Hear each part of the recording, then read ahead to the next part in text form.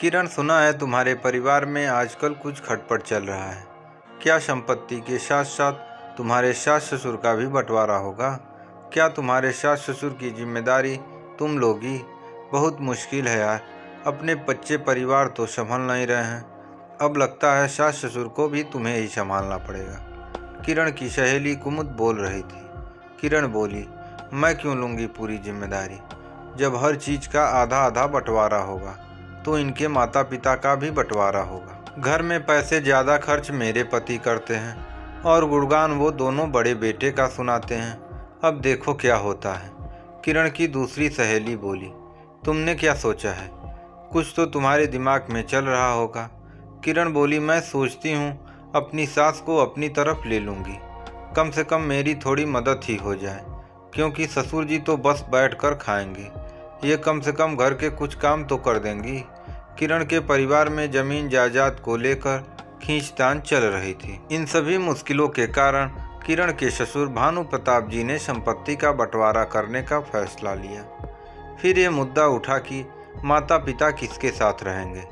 किरण की सास कमला जी बोली, ये जी कैसे दिन आ गए, जो माँ एक कोख से सभी बच्चों को जन्म देती है, आज वही बच्चे अपने माँ बाप का बंटवारा करने चले हैं। उनका बड़ा बेटा मनोहर बोला, माँ कोई ज़रूरत नहीं है आप लोगों का बंटवारा करने की, मैं पहले ही इस बंटवारे के खिलाफ था और आज भी हूँ।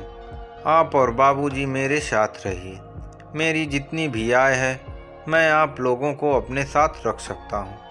मनोहर का छोटा भाई अभय बोला, ये करके आप क्या साबित करेंगे भैया कि मैं माँ या पिताजी की जिम्मेदारी नहीं ले सकता? ऐसा नहीं होगा, आप जानबूझकर ये सब कर रहे हैं ताकि आप लोगों की नज़रों में अच्छे बने और मैं बुरा बन जाऊं। जब संपत्ति का बंटवारा हुआ है तो माँ और बाबूजी का भी होगा।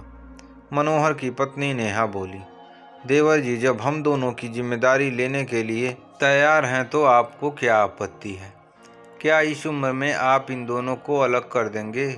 ये तो कोई अच्छी बात नहीं है। सोचिए कल को हमारे बच्चे हमारे साथ अगर ऐसा करेंगे तो कैसा महसूस होगा? किरण बोली, हम अपने बच्चों के साथ भेदभाव नहीं करते हैं जैसा कि इन लोगों ने किया है। हर जगह आपका गुणगान गाते हैं, क्या हम इन लोगों के लिए कुछ नहीं करते? नेहा बोली, तुम्हें ऐसा क्यों लगता है कि मम्मी जी या पापा जी तुम्हें स्नेह नहीं करते हैं? वो हम दोनों को बराबर से मान देते हैं, पर तुम्हारी नज़रें वो देख ही नहीं पाती हैं। बहस चलती रही। किरण बोली, मम्मी जी हमारे तरफ रहेंगी, अगर इच्छा होगी तो 6 महीने बाद भाभी के पास जा सकती हैं, मुझे कोई आपत्ति नहीं है। किरण के मन की बात उसके मुंह से निकल ही गई। किरण की सास अपने पति से बोली, जीवन के आखिरी पड़ाव में क्या मैं आपसे इस तरह अलग हो जाऊंगी? वो बोले, कमला, मनोहर की स्थिति इतनी भी मजबूत नहीं है कि वो हम सबका भार उठा सके। तुम चिंता क्यों करती हो? मैंने घर का बंटवारा अभी नहीं किया है, हम दोनों एक ही घर में हैं। हाँ, वो बात अलग है कि हमारे कमरे बढ़ जाएंगे, देखते हैं और हमारे भाग्य में क्या क्या लिखा है। शायद हमारे पिछले जन्म के बुरे कर्म का ये फल है जो हमें आज भोगना पड़ रहा है।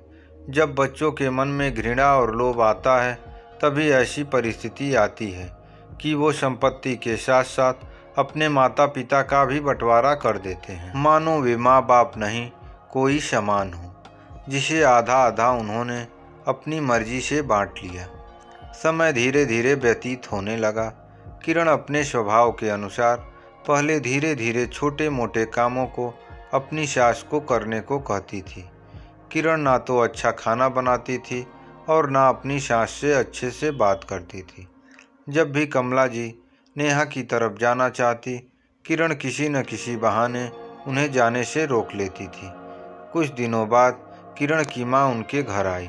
एक रोज़ अपनी माँ के साथ बैठकर वो चाय पी रही थी, तभी वहाँ टेबल पर कुछ गिर गया। किरण अपनी सास से बोली, मम्मी जी रसोई से कपड़ा लाकर इसे थोड़ा साफ कर देंगी। ये सब कुछ किरण के ससुर दूसरी तरफ से देख रहे थे, उनकी आंखों में आंसू थे। तभी नेहा जाकर अपने साड़ी के पल्लू से उस गंदगी को साफ की और बोली, बस अब और नहीं। एक माँ के सामने तुम दूसरी माँ का अपमान कर रही हो। क्या तुम्हें ये शोभा देता है? तुम ये समझ रही हो कि तुम्हारे बच्चे भी ये सब देख रहे हैं। कल को वो भी तुम्हारे साथ ऐसा ही व्यवहार करेंगे।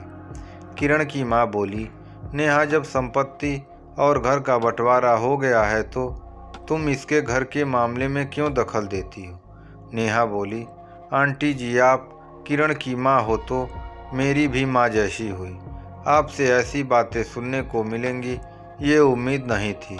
जब बच्चे गलत काम करते हैं तो हर उम्र में माँ उन्हें कान पकड़कर याद दिलाती है कि तुम गलत कर रहे हो। किरण की माँ बोली, मैं क्या बोल सकती हूँ?